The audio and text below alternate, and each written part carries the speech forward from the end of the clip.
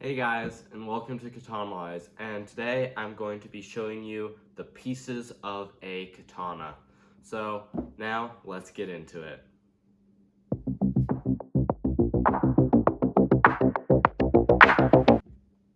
Okay, so now let's talk the three parts technically of the katana that we're going to be going over.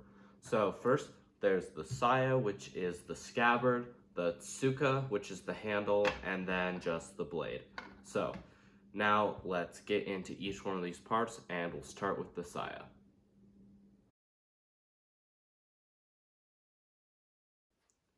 Okay, so now let's talk about the pieces of the saya.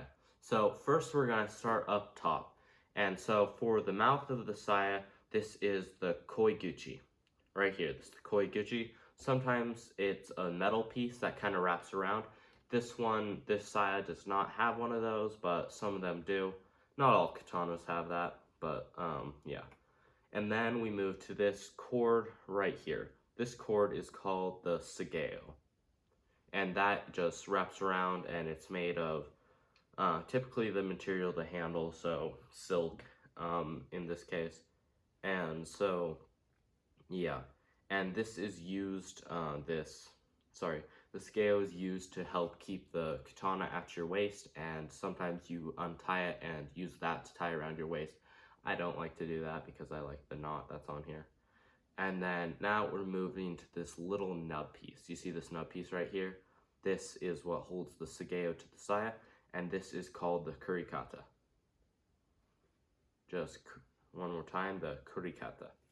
And now that's basically all the pieces. There's just one more if we move to the bottom of the saya. This does not have it. It's another little metal piece. Not all katanas have it, but it's used to protect the bottom of the katana if you're like setting it down on something. Just to keep it from scratching. And that's called the kojiri, and that means end cap. So yeah.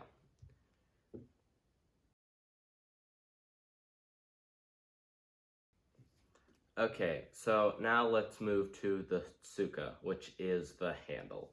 Now, if we start at the bottom, this pommel right here is called the kashira. And typically that when you're picking these out, you pair it with the collar sleeve right here, which is called the fuchi. And those are usually they're used to just secure the handle basically in all ways. And if you're feeling like you're going to attack, if you don't want to do a fatal wound, you can just pummel strike them and do a little damage there. And now let's move to the wrap. You see, this is Japanese silk, and that's the typical material that the wrap is made of. And this is called the tsuka ito. The tsuka ito, okay? And it's just got these little diamond ridges here, and that's just for grip and stuff like that.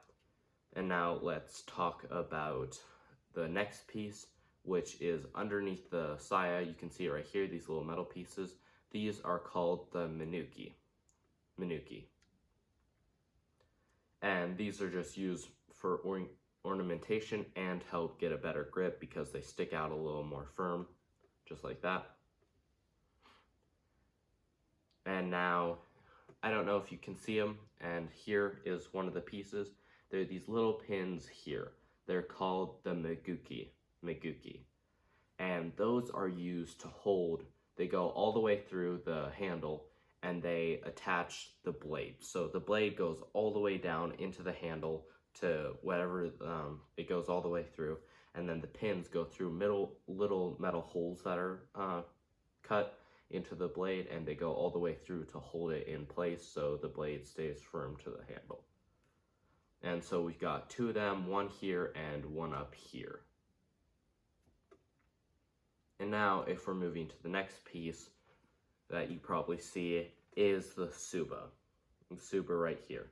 And so this is the hand guard, and this is used for balancing the weight and for just protection. Well, not really for protection, but also if you're like doing a move, you don't want your hand to slide up and cut yourself along your blade.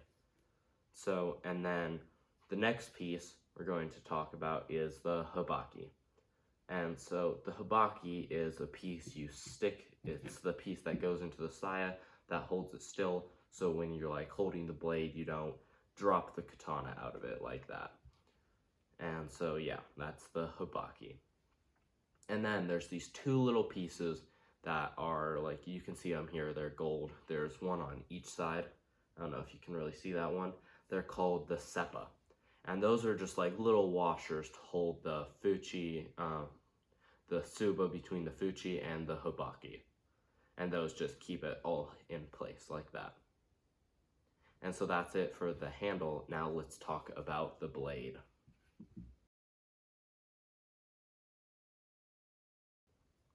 Okay, so now let's talk about the blade.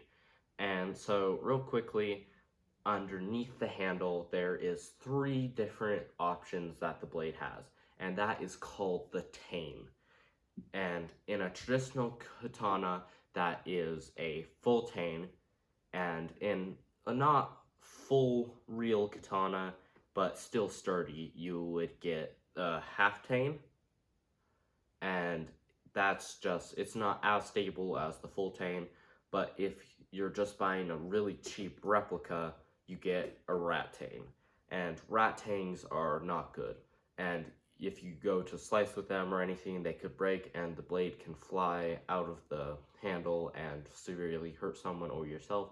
So whenever you're buying a katana that you want to use to slice, make sure you never buy one with a rat tane, or even a half tane. If you're being really careful, make sure you always get a blade with a full tane. So that means the blade goes all the way through the handle, just like that. And now let's go to the next pieces. So these are just kind of pieces of the blade. So first we've got the hamon line, which is the temper line, which you can see it running all the way down the blade. That's just the pattern that you get from forging it. Then let's go down, let's go to this little groove right here. Not every katana has them, they're called the bohi, and that's just a little groove that makes it easier to maneuver and makes a little fun sound when you swing it. Now let's go down to the end of the blade. This little distinctive edge right here that you can see between the blade and the tip is called the yoko. And that's not on every katana, it's just a style preference, you don't have to do that.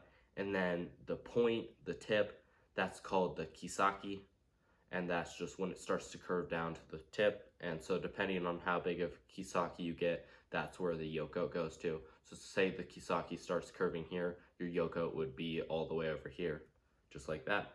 And now let's talk about the shape of the blade. The shape of the blade is called the shingoki zukuri, and that's just standard. That's not every single katana, and it may differ for you. And so there is a lot more pieces to the blade, and they're just basically dependent on what type of katana you get. So if you're going out there and you're getting a katana, make sure you research the katana you're getting and figure out the rest of the pieces of the blade for yourself. And so that is it for this video that's going over all the pieces of the katana. Thank you so much for watching, and I'll hopefully see you soon again. So please like and subscribe, and hopefully see you soon.